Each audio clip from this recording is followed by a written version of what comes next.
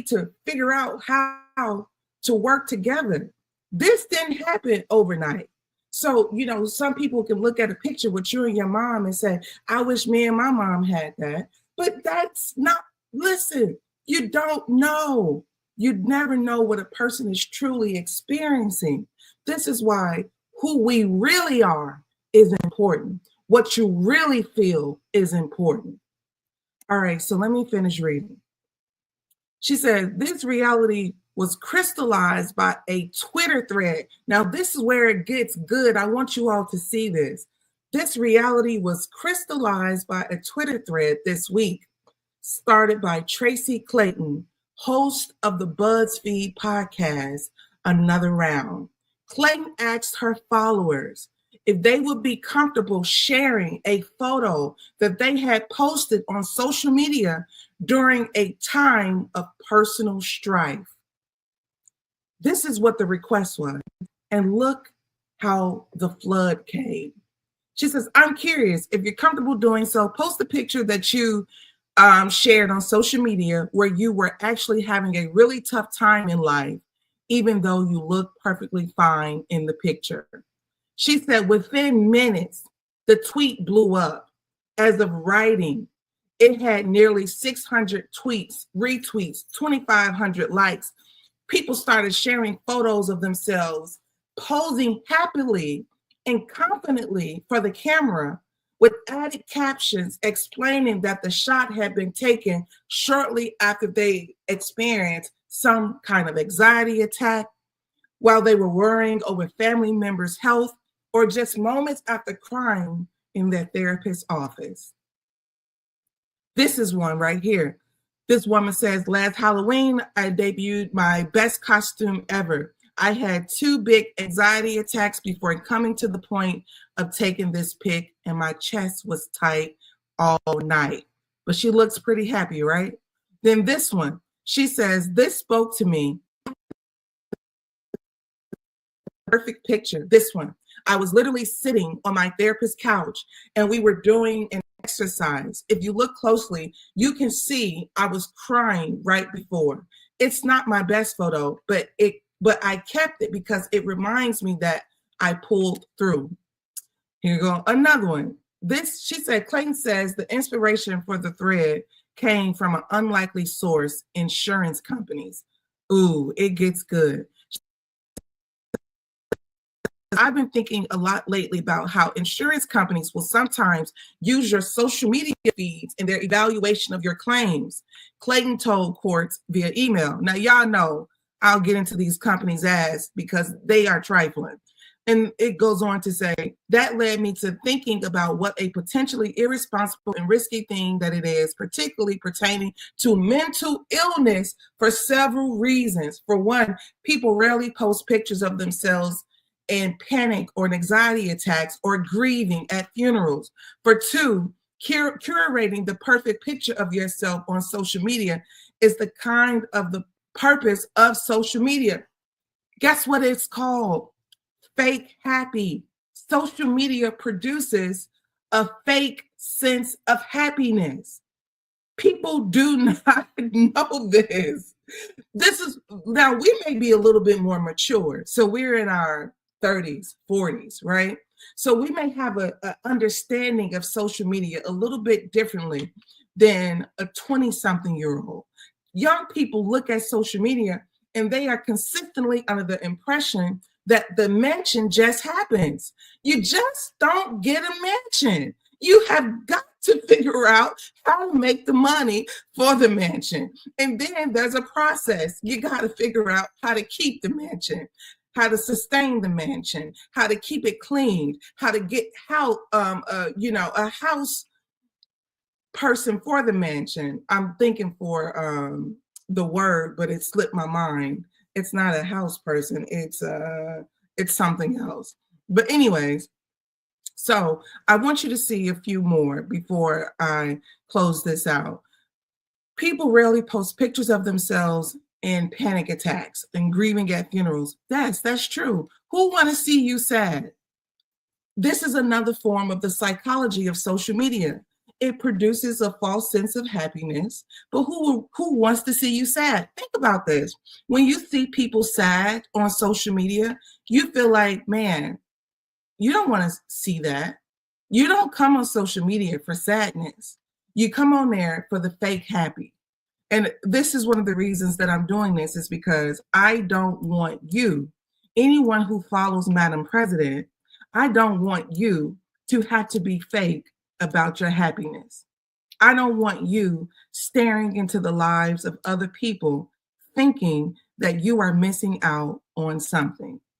It's not real, okay? What is real is what is in your hand, what is in your mind, what is of you, your family, your home, your lights. When you touch your lights and it comes on, that's your reality. Live in that and prove it into whichever way that you see fit. But do not fall for the social media's fake happy. Also, I'm going to read a couple more. I want you to see a couple more. Depression negatively affects your memory in a number of ways, including making it difficult to recall memories in general. This is a really good theory. You want to know why? It says depression negatively affects your memory in a number of ways, including making it difficult to recall happy memories in general, and especially positive memories about yourself. This is good to know, because a lot of times when people are dealing with depression, what are they? They're always sad. And when they are always sad, what's happening? They can't even remember the good stuff. They are in a constant state of sadness. That's not good. So I wanted to just kind of fix this a little bit, because I'm doing a lot of talking and I don't want you all to try to, hear me from a smaller picture point. So I kind of expanded it a little bit. So I'm going to read more. And she says, when we're at a personal low, there's nothing more important than mustering up the will to see ourselves in a kinder light.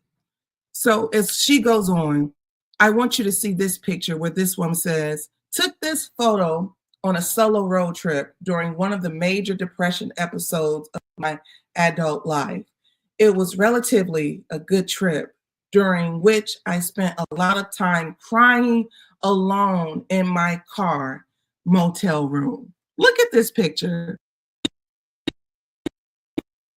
You see it? She looks happy.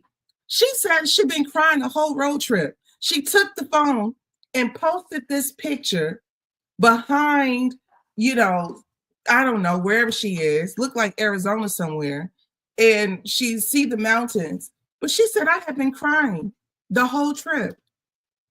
This is what's happening. But I don't want you all to see this and not understand that this has become a normalcy. If you find 500 people that have this experience, then there's 5 million that has had the experience globally. So this one right here, this woman, she says, hiking with my dad, the photo's gone. So some of these, images didn't load because it's old. She says, from my freshman year of college, after having lost 20 pounds while suffering from an eating disorder. Happy picture. Look at that. Happy. I'm happy, guys. I'm happy. This is what social media produces. I'm happy. Friend's wedding. Both those smiles are fake because we've been fighting. I still cringe seeing my body language in the photo. I remember feeling guilty that our other friends would know and that we'd be a distraction from a happy and important day. Are we not human? Is it possible for the human being to just experience one state all the time? So why don't we encourage people to take that picture, or don't take the picture? If you're not happy, don't take the picture. Don't smile. Don't do it. If it's not real. Why have we conformed to a place where we encourage people to be what they are not?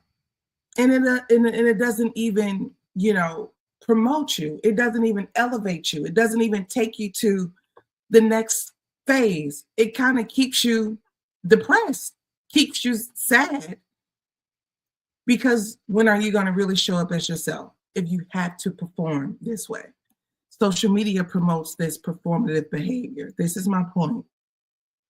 She says, my boyfriend broke up with me 30 minutes before this picture was taken. I cried all the way to the shoot, even had to pull over a few times. Even in grief, we take pictures, we smile. Here is my point. Do not let social media ruin your reality. This is my complete point. Constantly looking at the lives of other people, constantly looking at everyone else has an effect on how you feel about yourself.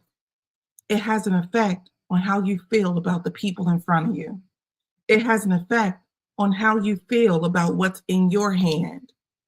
So I want you this week, if you can, if you will, to just be real with yourself.